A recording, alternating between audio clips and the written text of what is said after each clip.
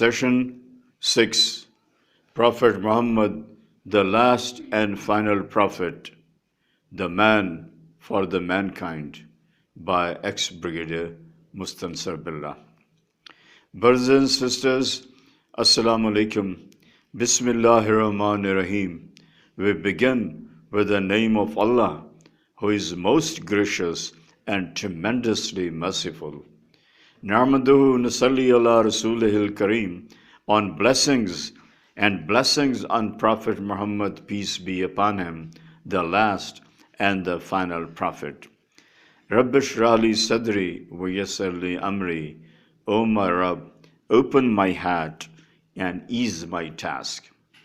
Brothers and sisters, we continue with our subject, Muhammad and the issues of today. The conduct of many misguided, religiously illiterate men, certain ill-originated customs and tribal, feudal traditions, and effects of Hinduism, notwithstanding, Muhammad's conduct and dealing with his wives was 1. He always spoke politely. There wasn't even a single instance in all his 38 years of married life that he might have spoken harshly, rudely to his wives. The question of beating any one of them never arose. He educated them on religious matters and admonished them where they erred in obeying Allah,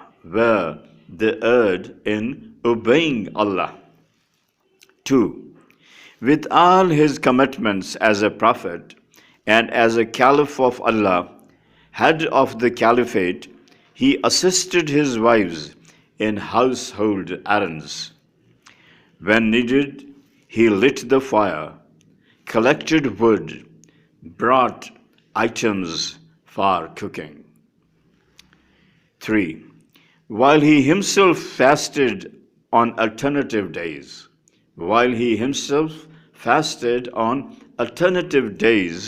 he was particular and ensured that his wives had more to eat than himself at home.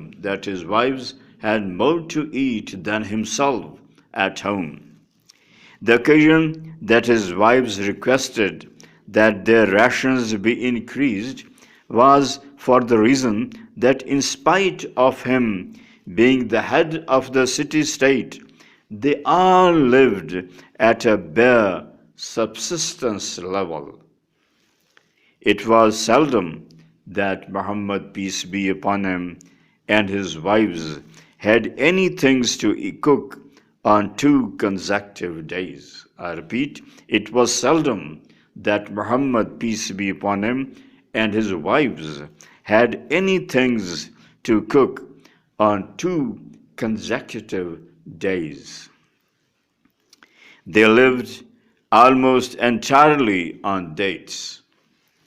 He distributed all the money and all the eatables, etc., and all the spoils of war, including his own share to the poor, needy, before leaving the mosque and entering his hut, never holding back anything for his own self and his family. After Muhammad, peace be upon him, his death, after his death, the caliphs fixed stipends for his widows. 4. The Prophet ensured justice among his wives in his dealings and distribution of time. Never ever did a single wife complained being ignored. Never ever did a single wife complain being ignored or treated indifferently or unfairly. 5. Some of the wives had the audacity to raise their voice and speak rather rudely. But Muhammad, peace be upon him, invariably remained composed, polite, never losing his temper or even raising his voice. 6.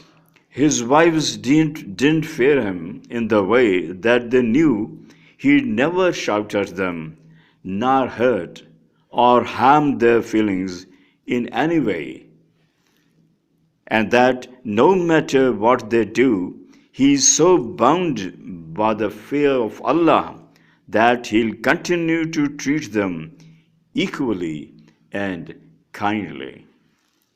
Once, when he was pestered by a couple of them, he left to stay in seclusion in a room a little away and lived there for a month, not meeting any one of them, and lived there for a month, not meeting any one of them, to an extent that people thought perhaps he had divorced them all. They were all too happy when he returned. This is also an indicator that sex wasn't his compulsion. This is also an indicator that sex wasn't his compulsion. In fact, he also stayed away from his wives every month of Ramadan. He also stayed away from his wives every month of Ramadan. 7. Muhammad, peace be upon him, ate quietly whatever was cooked, brought to him by his wives. Never ever did he criticize the food or the cooking, and never deigned that he was eating a badly cooked food, reluctantly, and never deigned. 8. Although permitted by Allah in Quran, Muhammad, peace be upon him, never divorced any of his wives. That would hurt. Muhammad, peace be upon him, although permitted by Allah in Quran, Muhammad, peace be upon him, never divorced any of his wives. That would hurt. And it was his lifelong tradition not to hurt anyone in any way, lest the ones he was ordered to fight by Allah for his own survival and that of his companions, and the ones he was to fight for the elimination of zulm, that is injustice, exploitation, evil among the mankind. 9. Muhammad, peace be upon him, said, "The best person among you is the best to the people of his house." Muhammad, peace be upon him, said, "The best person among you is the best to the people of his house." That is parents, wives, children, etc. Riyazus Salihin. So this is a yardstick, a litmus test that Muhammad said, peace be upon him, laid down if people want to gauge their standing, elevation, position as faithful believers. So this is a yardstick, a litmus test that Muhammad, peace be upon him, laid down if people want to gauge their standing, elevation, position as faithful believers.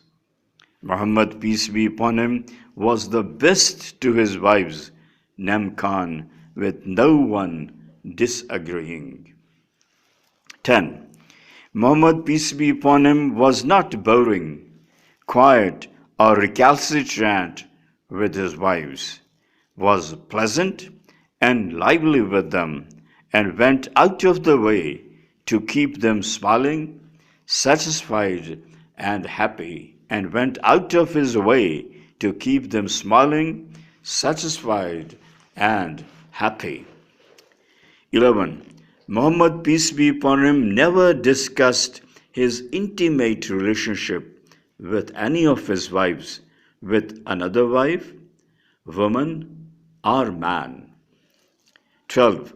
Muhammad, peace be upon him, once said, women are like a rib or bent, have a vital role. You cannot do without them. If you try to straighten them, you will break them. So deal with them as they are. Trimzi.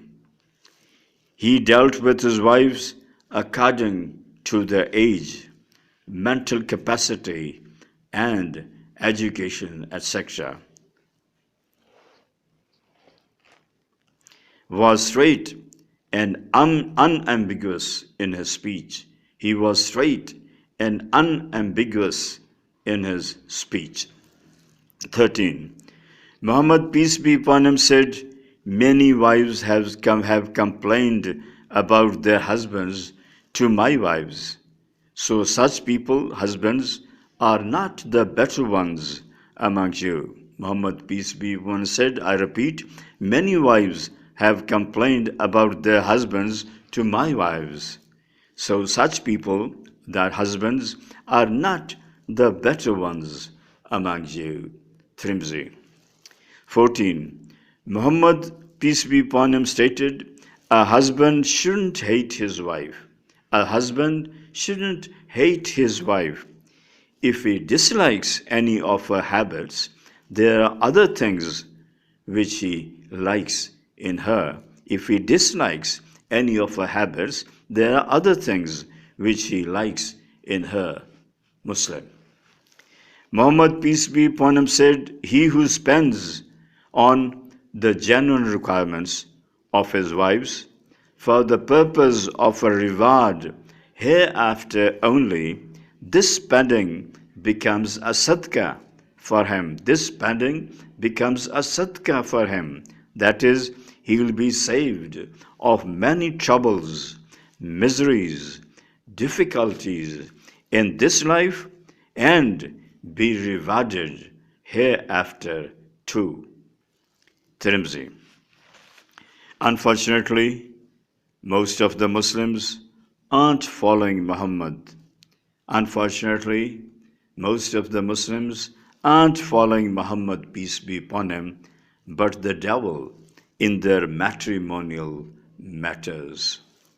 This conduct is a slur on Islam, and they form the biggest hurdle and a cause of preventing the mankind from taking a closer look at Muhammad and Quran.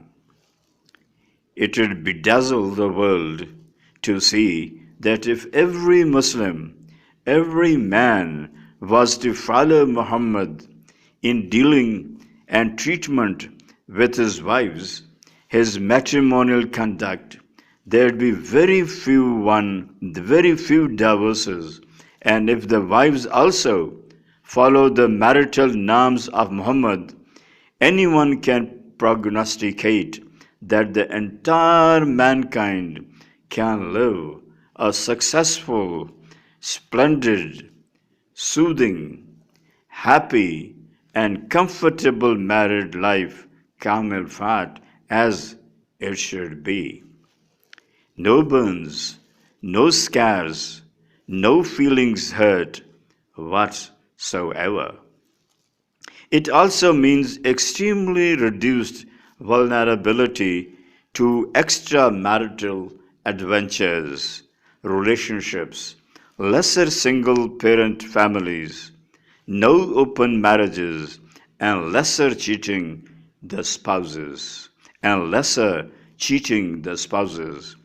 It may surprise many a people that you do anything in any matter, in any aspect, field of life as Muhammad, peace be upon him, did, and the world would be a better place to live. I repeat, it may surprise many a people that you do anything in any matter, in any aspect, field of life, as Muhammad did, and the world would be a better place to live. Muhammad, peace be upon him, loved children, kissed the children standing in the streets on the cheeks, played and laughed with them. He was the most loved and favorite man among the children of Mecca for 40 years.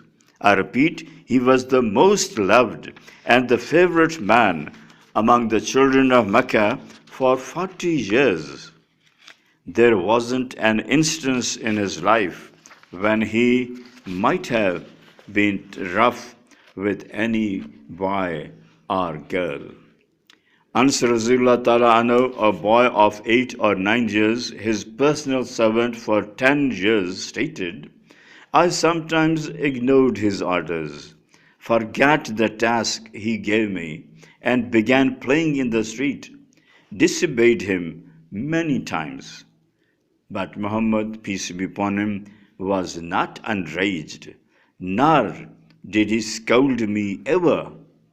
If I failed to obey him, he would do the things himself. Tirmidhi.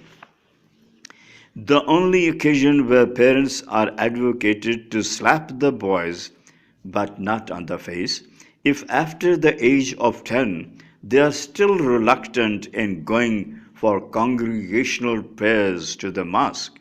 I repeat, the only occasion where parents are advocated to slap the boys but not on the face, if after the age of 10 they are still reluctant in going for congregational prayers to the mosque. Muhammad, peace be upon him, said, he who grooms, trains, educates, brings up, and is kind to 2 or more daughters or sisters shall go to heaven. Riyazul Salihin. Muhammad, peace be upon him, stated, the one who has a daughter and he doesn't bury her alive as per the way at that time of darkness, and is fervent towards her, doesn't consider her a lower being, treats her with love and fervor, and doesn't prefer the boys over her, so Allah will make such people enter the heaven. So Allah will make such people enter the heaven. Abu Dawud. Lastly, Muhammad, peace be upon him, also said, fear Allah and treat all your children equally. Muslim. That's the end of the chapter of Muhammad and the issues of today. Inshallah, in the next session, we shall begin with Muhammad and human rights. Muhammad, peace be upon him, and human rights. That's all for today. Jazakallah. Please pray for me, ex-Brigadier Mustansir Billha.